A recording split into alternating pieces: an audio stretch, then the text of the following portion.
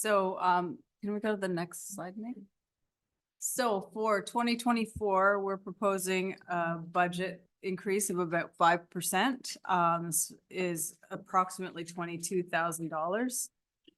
In looking at the next slide, most of the departments or the divisions within the department are staying the same. So with respect to bylaw enforcement, there's a net increase of $100. I do expect some of that to be further offset next year as we make more use of our AMP bylaw, which is going to offset the cost of enforcement going forward. Next year will be a full year working with the bylaw, so we'll have a better idea of how the implementation of the fines is going. With respect to dogs, we've got a decrease of $500.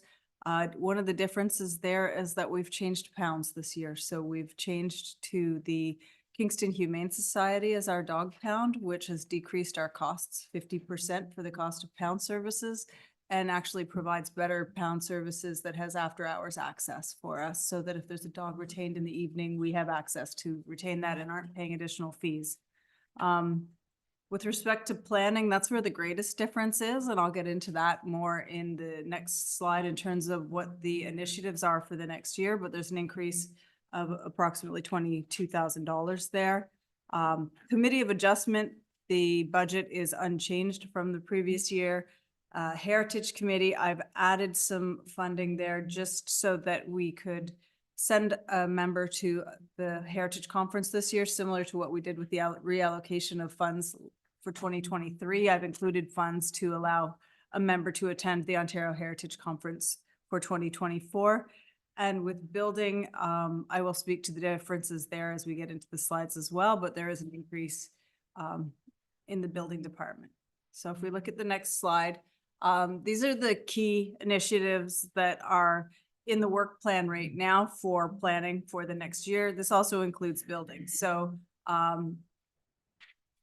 I'm going to sort of jump to the third section, the CRCA floodplain mapping. In the 2023 budget, council approved $75,000 for this floodplain mapping project for our contribution towards the CRCA's work for floodplain and hazard mapping along the St. Lawrence River. 75% of that work has been completed, so we've paid for 75% of it, but the 19,000 is the remaining 25% of that work to be completed.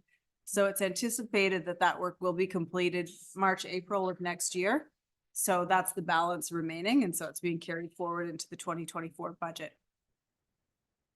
The $75,000 zoning bylaw update. So the official plan for the township was approved in 2018. We're required to update our zoning bylaw to be consistent with our official plan.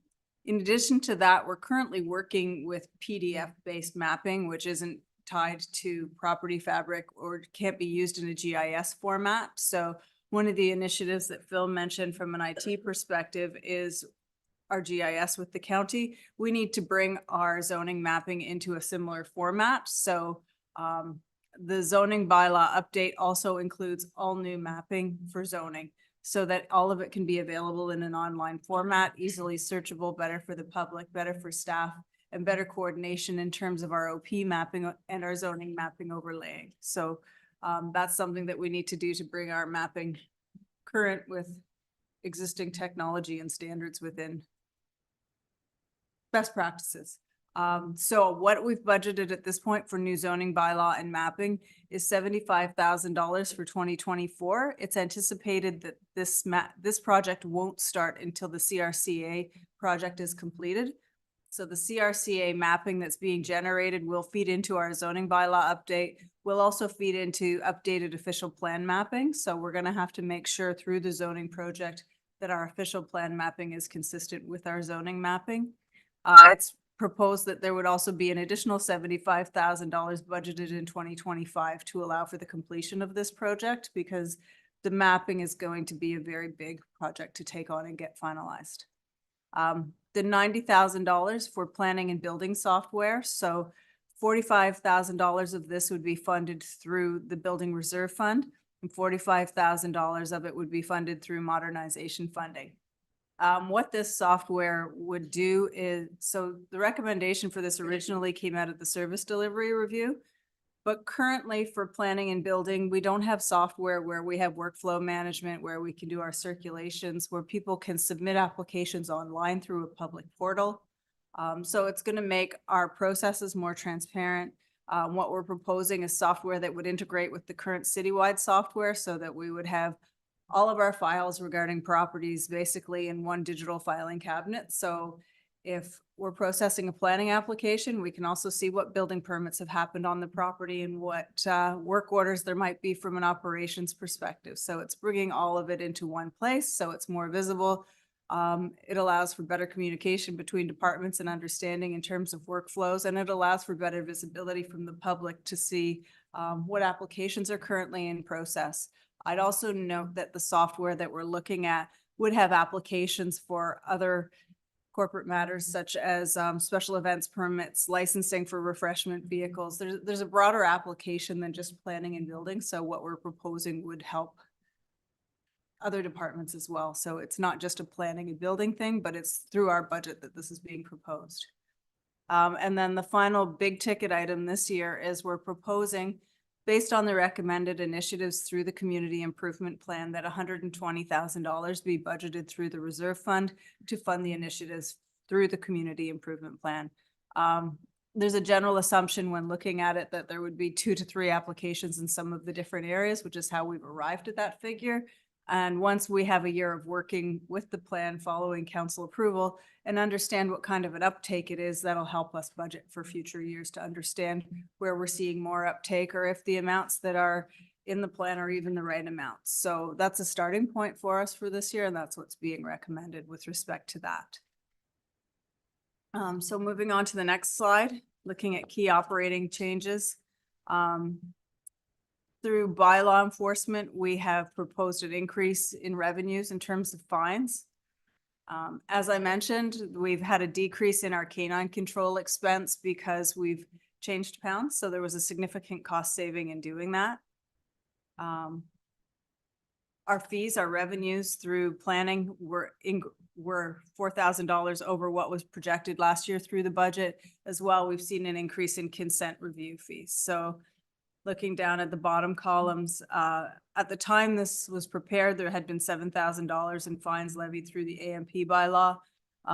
We're actually higher than that at this point, but so we're using the bylaw and it is starting to offset some of our costs.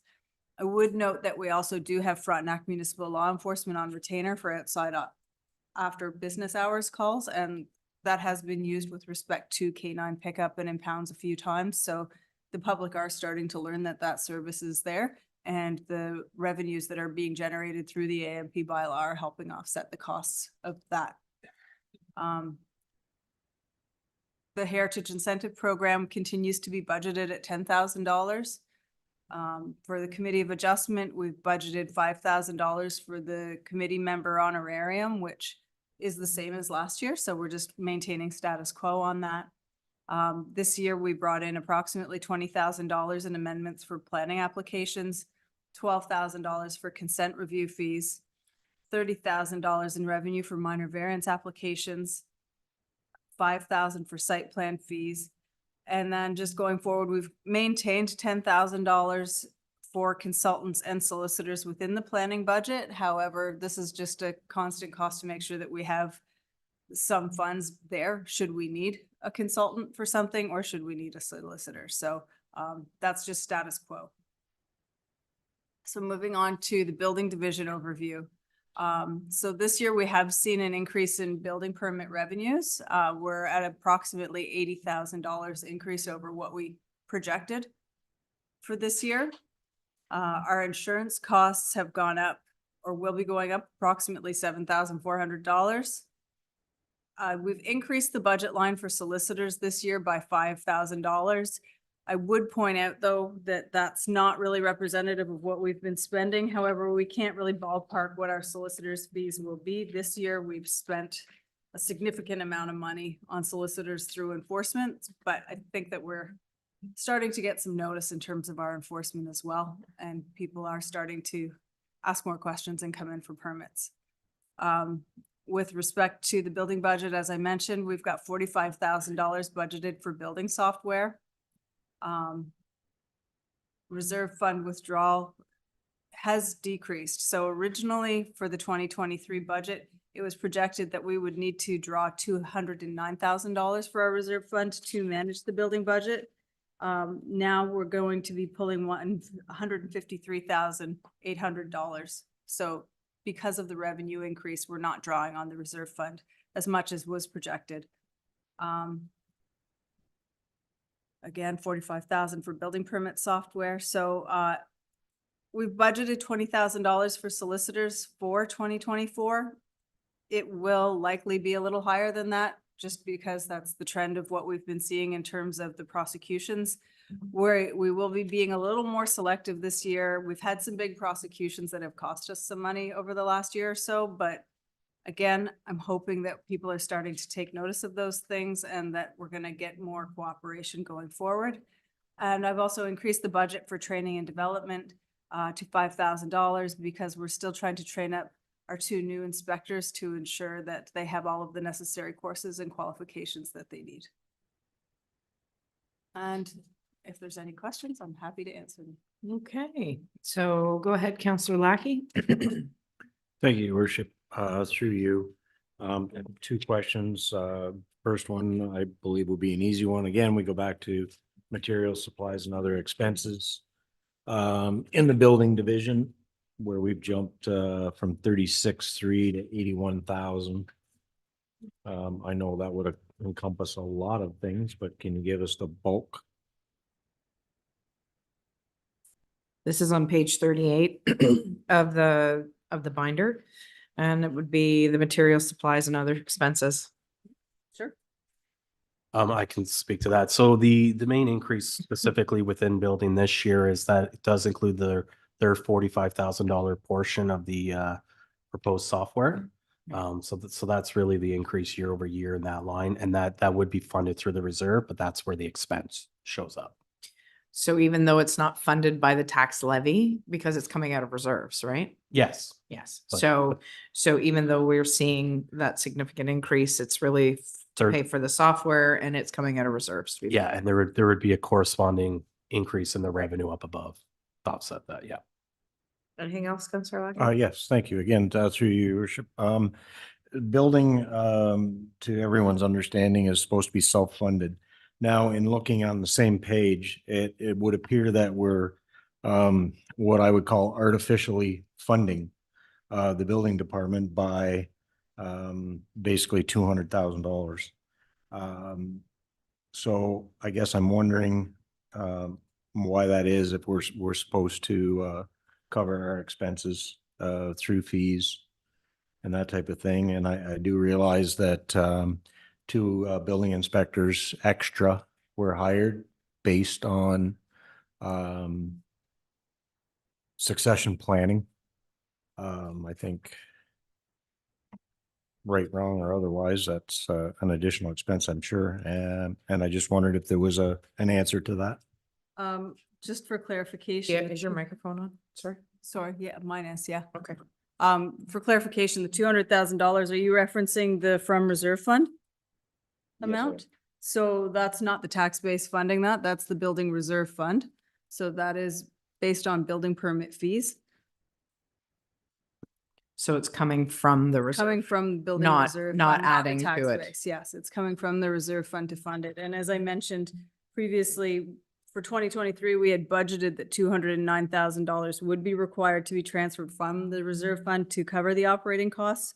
However, based on revenues from 2024, that amount has been reduced to 153. So the draw from the reserve fund to offset the operating costs is reduced. With respect to the number of building inspectors and succession planning, the positions were approved by council for, based on volume of work and quantity of work that was required, as well as succession planning. As I noted, I've increased the amount of funding again for training, which is we're continuing to train to ensure that our inspectors have the qualifications. However, I would note that this year we processed 345 building permit applications compared to, say, 236 and 219 and 250 in 2020. the number of permits continue to increase, and we still haven't seen the full impact of taking on septic inspections because the health unit was doing inspections until October of this year. So in 2024, we will see what the true number of septic applications and septic workload actually is when it's fully within our jurisdiction for a 1-year period. So I anticipate that our volume will continue to increase, and our revenues will correspond with that next year. Well, just for clarity, based on the question that Counselor Lackey asked, would it be fair to say that the 2 additional inspectors that were hired, one was for the septic program and one was for succession? That's correct. For clarity. Go ahead, Counselor Lackey. Thank you, Worship. No, I understand that, the reserves come from the building and we have ups and downs, and in that reserve also is up and down as well, but it just seems that we're continually taking from those reserves continually to make up, to balance the budget, basically. So I just looked at it where we're taking in 611,500 in building fees. So is it not our goal that either we bring up our fees to match our expenses or our expenses down to meet what we collect in fees? Okay, I'll have the planner answer that. Through you, that's the whole purpose of the reserve fund, is to, in good years, build up our reserve, and in years where our number of permits may be down or our revenues are down, the building permit reserve fund is intended to offset that and cover our operating, so that it's an ebb and flow in terms of what we need to draw from it. And that's why we continue to build it. I'll have the CAO jump in. Excuse me. Marnie, didn't we also make an adjustment to cost of construction in the bylaw for the permit fees? That was partly yes. through the year, wasn't it? No, that was last October when we did the amendments to create fees and establish fees for septic permits. We also looked at our cost of construction. That's the basis of our fee structure. At that point, we updated it. It hadn't been updated since 2017. Now we updated it and it's still much below what the actual cost of industry construction is based on all of the construction indexes. But we updated it to figures that are consistent with area municipalities, so that our fee structure is very similar in nature to any other fee structure we would be compared to. Okay. Follow up, Counselor Lackey. Just a question, if I may. At some time, not necessarily within budget, can be in the new year at some point. Could I ask that we get not necessarily a report, but just an overview of the number of Information item? information, yes, of number of applications, what they consist of, whether they're decks, docks, like additions, whether they're single family dwellings. So more of a breakdown of the. More of a annual- breakdown, because we, It's in the annual. sorry. yeah, so we know that, a single family dwelling now has 11 inspections, and where it used to be 7 or 8. We know that, so we know how many inspections that we're doing versus the number of Actual applications. applications. Right. Okay, so you're looking for some more granular information in regards to the number of inspections specific to a new build or an addition or a deck. But also, I would say that we should bring in some of the information in regards to the septic program and how many inspections that takes as well, because that's also putting more pressure on the building department. There's something else I thought of, but anyway, go ahead, Madam Planner. The only thing I would add to that is that while the building code may establish certain types of inspections that need to happen, it's very frequent that there's more inspections than that based on people not being ready or there being deficiencies as well. So we could, we So, need to but qualify all of the. Would we track that information? How many inspections per application? We do, but we don't actually have, like, it's not like I can generate a report and say Really that the simply. inspectors did this many inspections last year. I guess maybe going forward and to the point that you're trying to make with this. That's what the new software software would allow us to So- help do. So the new software that's coming forward, I know that there's other municipalities like City of Kingston who use similar type software, which shows the municipality to the residents, who has a building permit out So you can go on their website and you can actually see. So if your neighbor, Joe Smith, saw you building a deck but he didn't see it posted in your window, he can go online and put in the address and it'll automatically show it. It also helps with enforcement, because if Joe Smith goes and does that and you don't have a building permit, report it function is right there and they can do that. Not that we're looking for neighbors to squeal on neighbors, but it's part of it is just knowing what's going on. And let's be honest, we all have, in each one of the wards that you represent, there's some houses that are closer to the road than others, and some that are way, way back in the woods and nobody would know otherwise. So at the end of the day, it comes down to assessment, which is what they base our tax rate is based off of, what we see for the levy. So MPAC was out looking at 2016 permits. I was at a friend's house the other day. So they were trying to tie a bow on a 2016 permit, 7 years. 2016, it was a permit that had actually been canceled, but nonetheless, it was kind of shocking to the resident that he's trying to pin a bow on that 7 years later. So anyway, go ahead, Counselor Cummin. Just something that came up for me when I was reading this section, and I have spoken to the director about it as well, is I think we need to be aware of if our bylaw enforcement officer becomes overstretched, especially with the new AMP bylaw. I know that we are a complaints-driven municipality, and I understand from Marnie that that is the standard and that's fine. But now that we have that authority, there may be times that we need to use it more. And so, perhaps not in this budget, but going forward, we might need to consider about having another, or at least another part-time bylaw enforcement officer, just to keep that in mind. Go ahead, Madam Planner. Thank you. If I could just speak to that. Currently, I think we are sufficient with the one bylaw enforcement officer. I would note, though, that as we did through the recent council meeting where we appointed some of the operators as provincial offenses officers to assist with enforcement of parking, the building inspectors are also provincial offenses and do serve as backup during office hours to our existing bylaw enforcement officer if we need somebody else to go out on a site with her or something along those lines. We also do now have Frontenac Municipal Law Enforcement assisting us with outside of business hours calls. But if we need backup during office hours, they are also available to us based on their contract. So we will continue to monitor that if we need more. I also point out too, though, that while we are primarily complaint driven, if we see something that is a health and safety issue or is a significant property standards issue, we will be proactive in some of those circumstances. Any other questions for planning and building? Go ahead, Deputy Mayor Footy. Thank you, Your Worship, through you to our Director of Planning. When I'm looking at your report, I find it best to go back to previous years, much like page 37, I guess it is, the top half of that page. I find it, to me, reading your department is much like trying to grab a cloud, because you're a never-ending target. You keep moving, and there may be an inspection or two, and then the application is paid, but then you incur who knows how many visits or expenses following through afterward, correct? And over long periods of time. So I find it best for me to absorb your department by looking at, okay, that's what it costs this year, next year, and so on.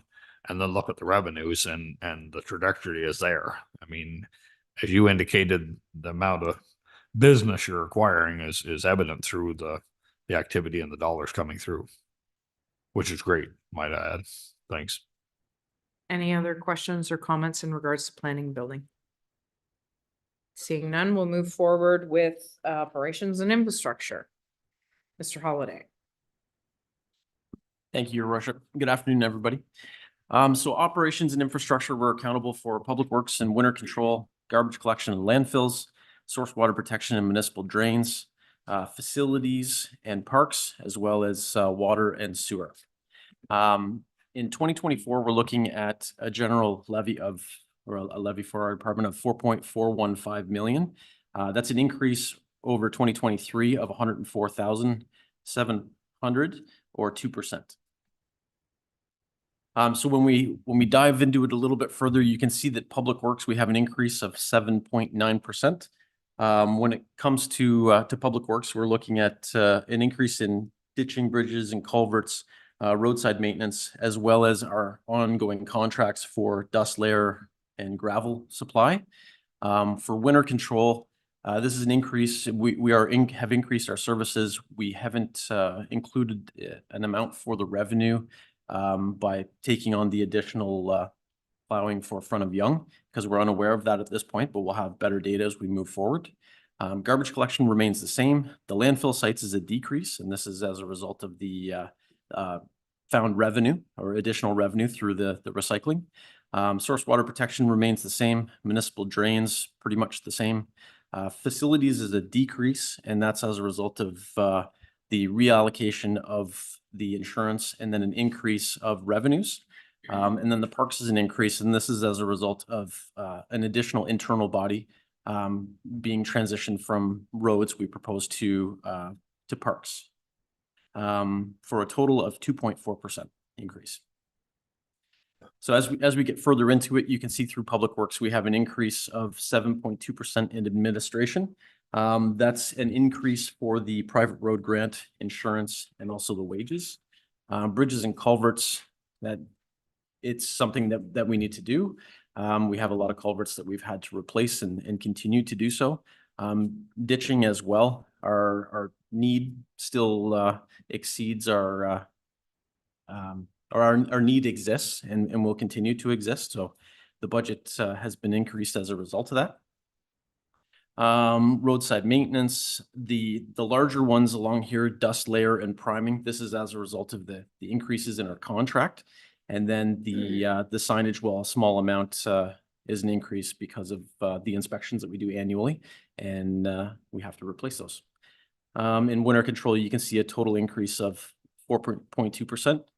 Reduction of culvert thawing. It has been rolled into the culverts and bridges. And then winter patrol is reduced as a result of a change in our who was doing the work, a lower wage for that. And then snow plowing, sanding, and salting has increased. So just some key operating expenses are supplies and materials. This is mostly our dust suppressant and granular culverts and materials of that sort. So our budget for that is $484,000. Contracted services, the majority of this would be for actually doing the work, the ditching with the contractors. Fuel and diesel, that's that I don't think there was a great increase in that, or $255,000 for that. That's for our entire fleet. Fleet maintenance and tires is currently at $150,000. Railway crossings, that's for the maintenance of the wigwags through CN. Our insurance is $171,700. Training and development is $15,000. That is up from $10,000, but we do have some training requirements this year with CPR and those types of things. The private road grant program is $75,000 in total. That is $50,000 for the capital grant stream, and then $25,000 again for the maintenance stream. Materials for winter controls at $155,000, and then equipment rentals through winter control is $30,000. This $30,000 previously was for a loader. We have left that in there just in case we do have any breakdowns that we can continue our operations temporarily. So some key operating changes. Obviously, as I'd spoken to before, the dust layer and priming is up $31,000 as a result of our contract. Gravel resurfacing, we anticipate it to be up $10,000. The roadside maintenance, this is our brushing and yeah, mainly the brushing, tree removal, those types of things is up $21,500. The ditching is up $30,000, and that's mostly the contracted services. And then fleet maintenance is up $25,000. And then, as I spoke to before, the capital funding stream is up $25,000 from the original $25,000. For garbage collection and landfills, for the landfill sites, the reduction, This is as a result of the revenue. So you see a minus 65.4% for landfill sites. And the overall is a negative 14.1.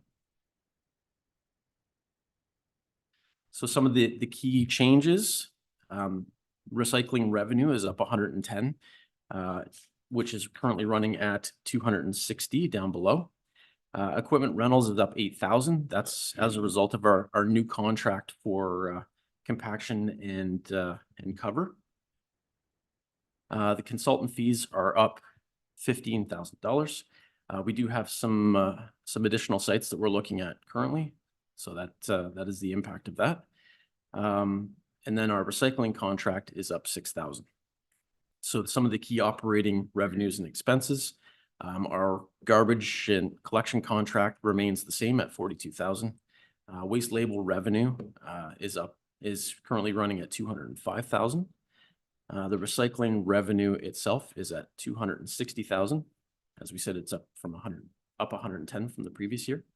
The annual liability for the landfills is 90,000. This contributes towards the closure and transition of the landfills. Equipment rentals at all sites. This is the budget for our compaction and cover, which we put a contract out for that last year. And then 160,000 for all the sites. This is our monitoring program, all of the testing that we have to do to comply with the ministry. And then our recycling contract for all sites currently is 135,000.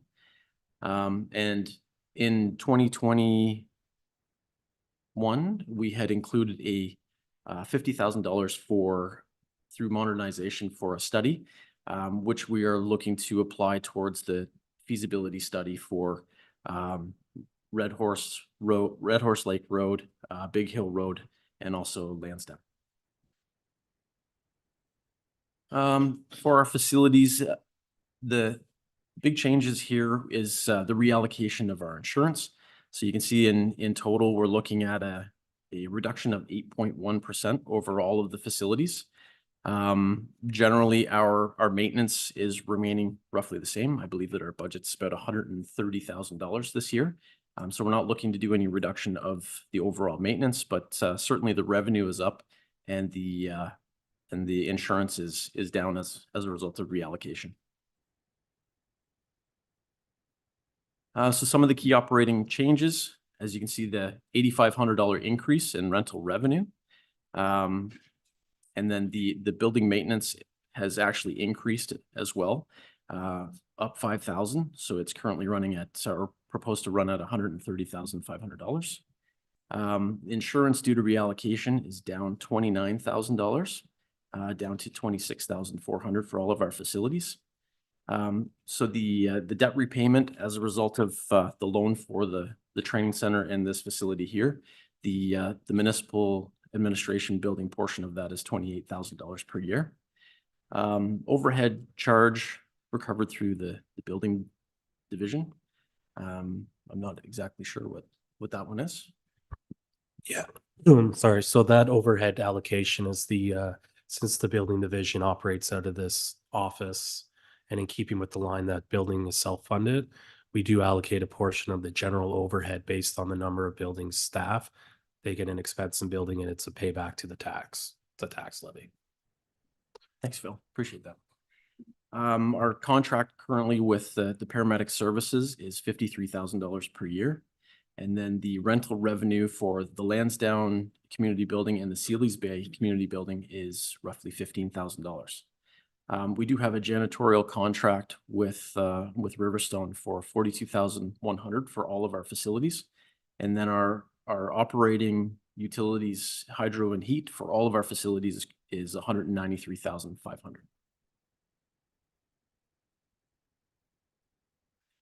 For our parks, you'll see an overall increase of 15.1%. This is as a result of that additional body. It's a temporary lead hand for the parks to oversee the facility operator and the students. This came about as a result of conversations through our labor management. This is a reallocation of somebody from the roads department to within the collective bargaining unit from one division to another. So Park, some of the key operating changes, you can see the increase of 29,700 for this lead hand position. Insurance is up $6,900 for the year from currently, which will be at $25,000. And then the fleet maintenance is up $3,000 from the previous year. Summer student grant, we anticipate that we will receive about $5,000 for that, which is consistent with what we've had previous years. Rentals and concession revenue at Kendricks Park, we're anticipating $12,500 in revenue. And then the docking at the marina facility in Sealy's Bay at $20,000. Additionally, the cost for the supplies and materials at our parks, we expect to be around the 16,000 mark, and then the contract services to be around 15,500. And then equipment and tools, $5,000 for the smaller equipment and tools that are required. And that's me. Operations and infrastructure. So anybody have any questions? Go ahead, Councilor Rowe. Through you, your worship, Dave, the private road grant program has doubled from 25 to 50. Has it been successful?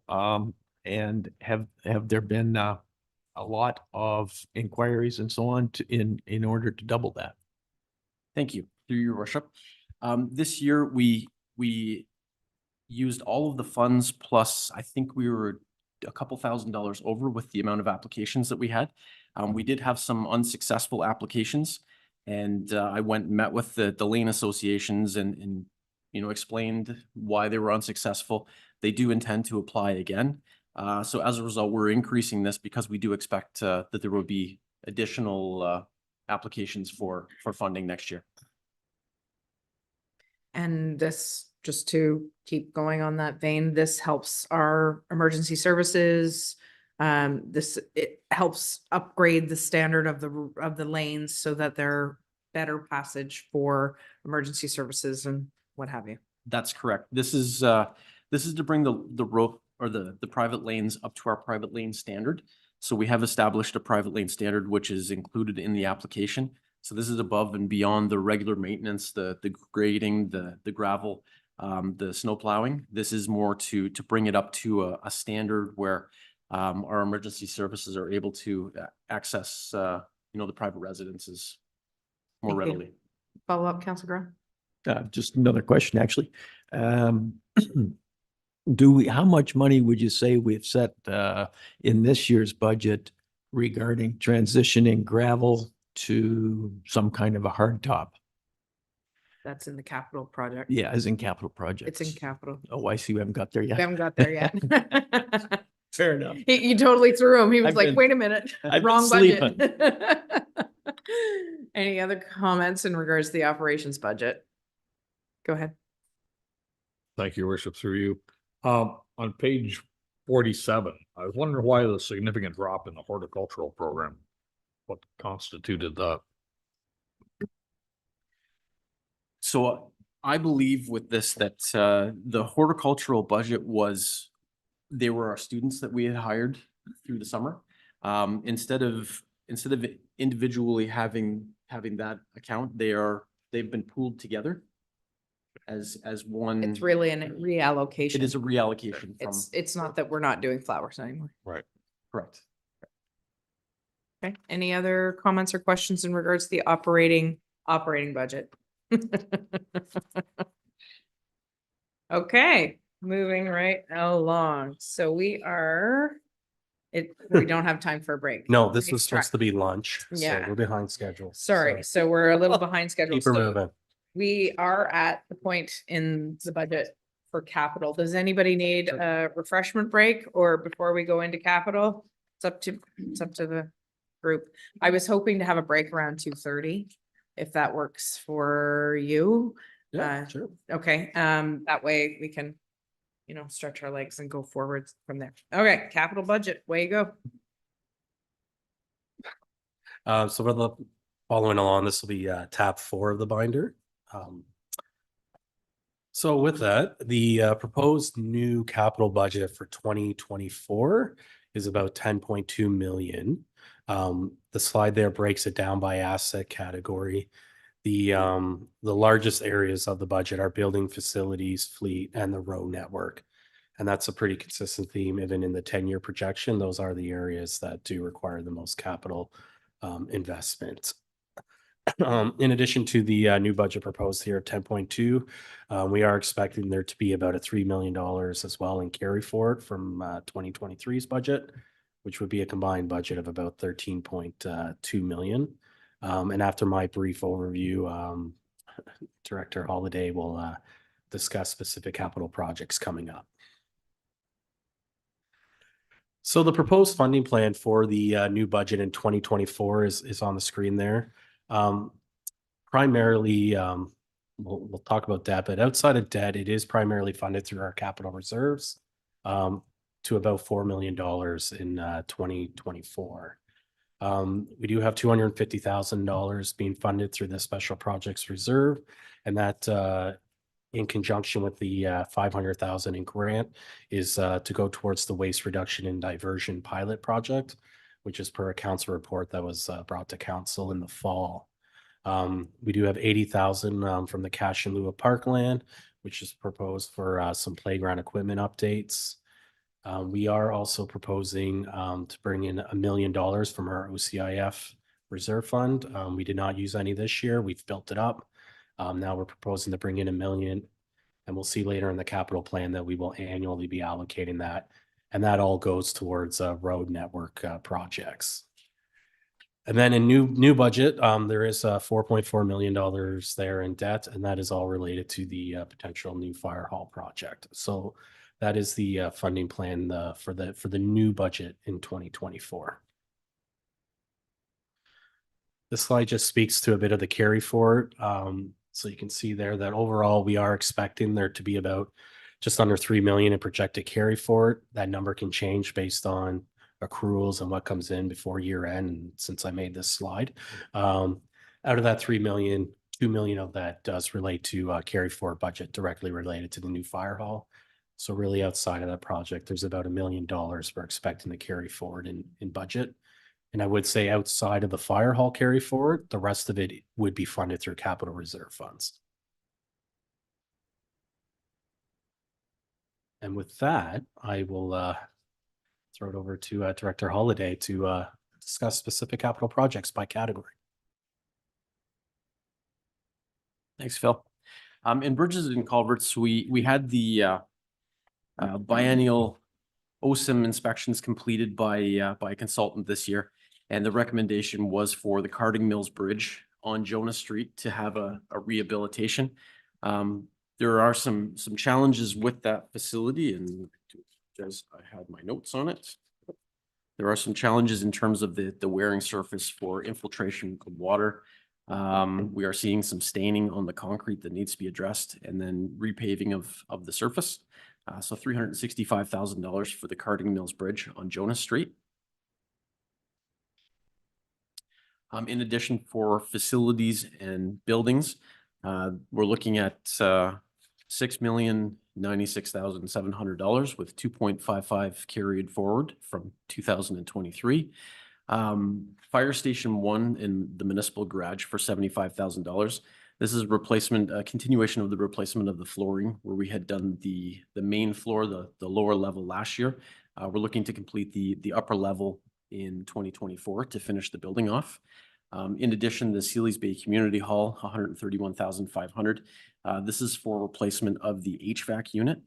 We've had some challenges with the current unit over the last few years where it doesn't want to continue to operate when people are running the facility. So we're hoping we can address those issues this year. Springfield House, $125,000. This is for remedial work to the foundation where we have some significant infiltration into the building. We're looking to piggyback the work that's being done at ESCA and try to address both facilities at the same time while we have the equipment on site. Waste reduction and diversion pilot project. $750,000. This is for the entire project, should council decide to proceed with that. We would be coming back to council for approval for this. We are up in the process of applying for the feasibility study currently, which is the $50,000. And then this would be the next step to actually do the work required for that project. So this would be for Red Horse and Big Hill, and then also some work at Lansdowne. And then Fire Station 1 clean room. Through you, your worship. We've been looking at the possibility of putting a clean room in for Station 1 with fire-related cancers within firefighters. Cancer doesn't matter.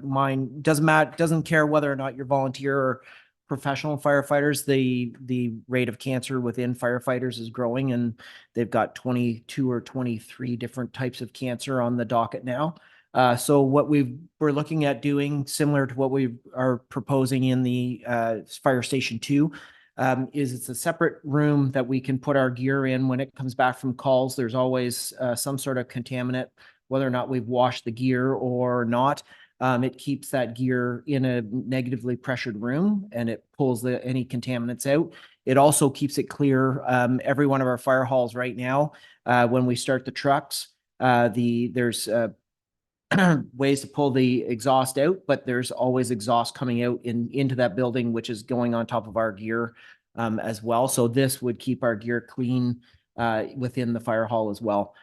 So that clean room would be down in the bottom, and then a storage area on the top is what we're proposing, so that we have two stations that have two little closets for storage, and we have extra bunker gear to keep in rotation for when we send people's gear out. So we're trying to get that incorporated into that clean room as well. Okay, so the Escott Hall archives, we have $154,700 of carry forward. We're proposing an additional $350,000 in 24 and $500,000 in 25. Currently, we're working with two consultants, one being an architect and one being an engineer, to look at the footprint of this facility. And we're trying to establish with the archives working group what the general layout would be, so that they can finalize their design. So that information has been provided to archives, and we're looking to set up a meeting with them in the new year. In the grand total, we anticipate this project to be about $1 million. So that the hope for this is that we will address all AODA requirements, all structural requirements, replace the roof, repair all of the windows or replace the windows, deal with the insulation issues, and then make it functional for the archives working group. New Fire Station 2. Sorry, can I just ask one question? Yes. Does any of that include any sort of grant funding? Thank you. We have applied through the feds for a grant, which we have not heard back yet. I apologize. I didn't write down what the grant is, but I can certainly provide that information. The grant that we applied for was for up to 80% funding. And it was actually for both facilities. We did two applications, one for Escott and one also for Springfield, for all the work required. I just wanted to bring that up because obviously it's been filed. We don't know if we're successful or unsuccessful. We have followed up with Michael Barrett's office, who is also continuing to monitor the situation. That is correct. New Fire Station number 2. So in 22 and 23, we had spent $442,500 for design, acquisition of the land, and approvals. In 23, we have a carry forward of 1.957 million. And then in 2024, we're looking to budget the balance for a grand anticipated total for the project of $6.808 million. This would include the requirement for oversight by the consultant, the construction itself, and get us to the end of the project. A contingency is included in this as well for any potential overruns on the project of 5%. And we're hoping that this, we expect that this would be the full anticipated cost for this facility. In machinery. Okay. In machinery and equipment, 319,700. We talk about this. Yeah, I can speak to the first couple points. So under IT, we do have about $25,000 there for our annual computer replacement program. That's based on the current standard of every 3 years, which we're still following.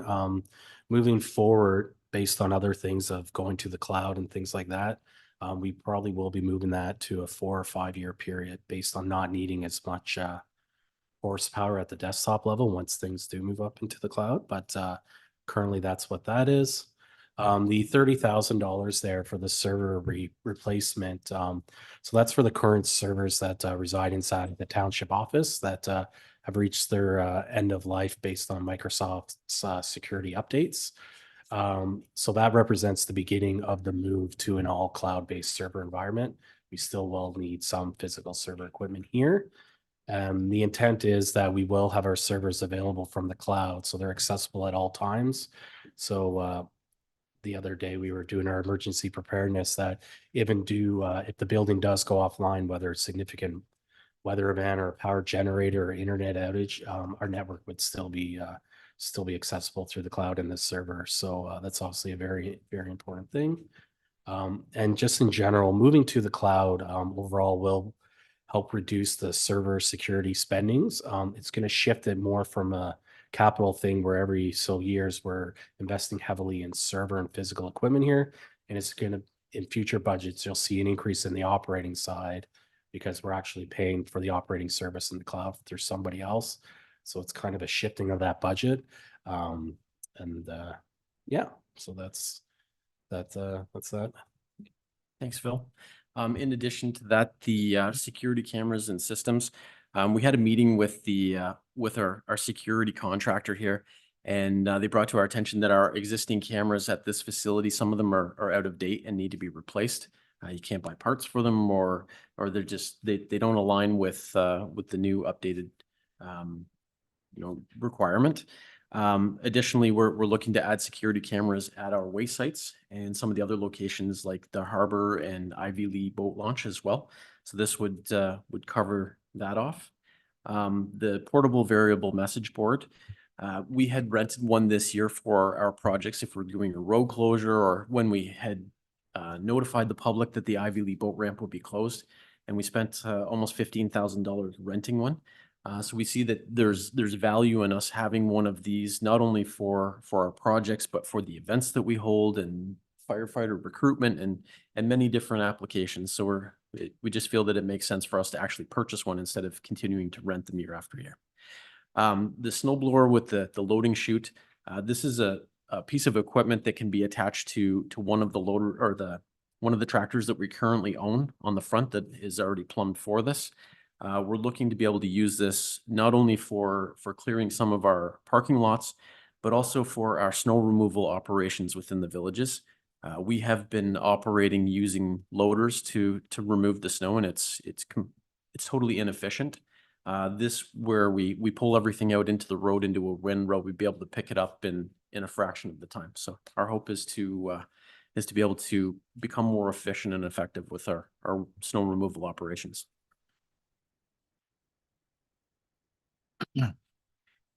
For fire services, fleet, machinery and equipment, I'm looking for $750,000 to replace a tanker truck. In March after the last MTO safety inspection, our in-house mechanic pulled the 2004 tanker off the road due to frame issues. So we've got 3 of those tankers, a 95, a 97, and we had the 2004. All of those trucks were built very similar, which makes it very hard to get at the way they've got the compartments on, makes it very hard to get at the frame to keep them clean. So that truck had come out of service in March of this year. I've got another one that will come out of service. The 95 comes out this March. So In order to stay compliant with my tanker shuttle survey, we're coming looking for a tanker truck to replace that. And in turn, we'll just move trucks around to other stations to cover the open spots. The second truck is the half-ton truck, which is truck 2. That was a truck that came out of Station 2 when we replaced it with a new pickup there. It's a 2011. It will move into the new truck will move into the position for the fire prevention officer. This was also one of the parts that was in the backlog of the asset management, as was the tanker before that. So those 2 trucks, a replacement of Marine 3. It's a 1999 fireboat that resides up at Station 3. It has to be able to be on a trailer so we can put it in the river or take it to a lake wherever we need to have it.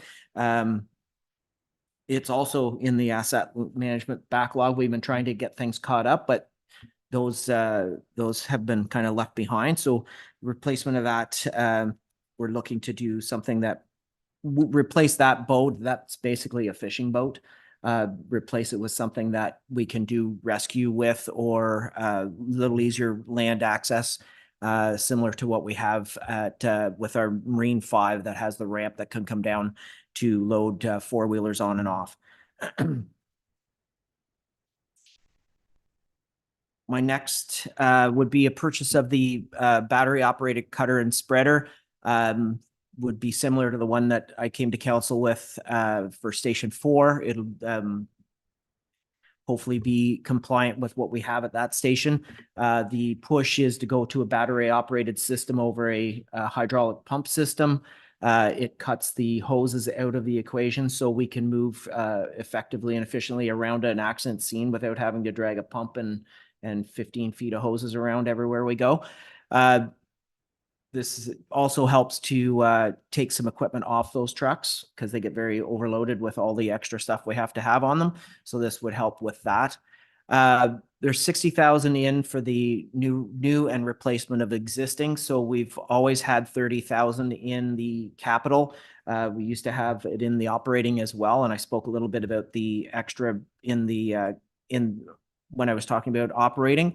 We've moved that to 60. So we have 30,000 for our new recruits coming in, and we have 30,000 as a replacement for the gear that's coming up in 2017. So we're trying to spread that out a little bit so it's not quite so harsh in 2027. Once again, 30,000 in fire hoses. We're changing over to 1 3/4 hose instead of 1.5 to be able to keep our fire flows where we have to be. We don't get the proper fire flow rating for interior fire attack with the 1.5. So I'm just in the process of changing all my frontline trucks and tankers over to meeting that standard. My last ask is for thermal imaging cameras for 15,000. These cameras we use for just about every call we go to, from carbon monoxide alarms to fire alarms, to structure fires, to search and rescue for people that may or may be missing. We can check the heat within the walls or check the heat within the area. And this would complete all of my thermal imaging requests between what I got this year and into next year.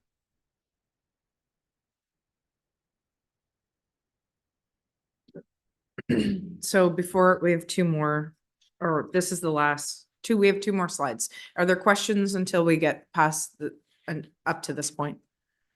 I can wait. Okay. I'll recognize Councillor Grow. I need you to turn on your mic.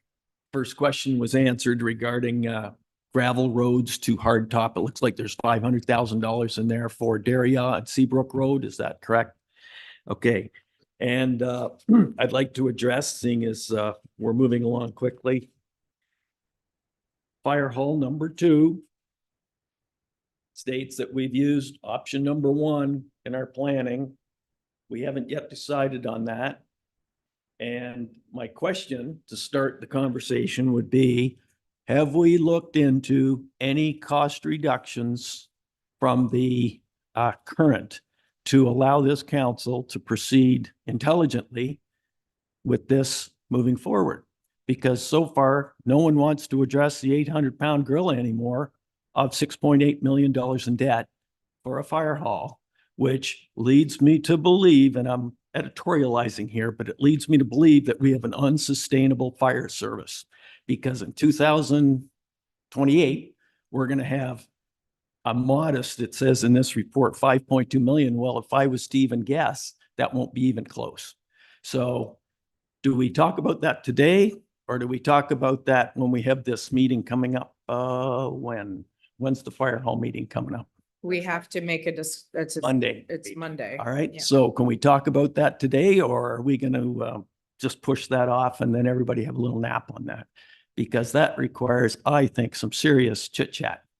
Well, we definitely can, it was to be part of today's discussion, so I don't have a problem entertaining discussion on it today. Okay. Maybe if we can get through the next two slides Okay. and then we can go down that rabbit hole. Come back to it. Yeah. Unless there's anything else you Well, want to add. sorry,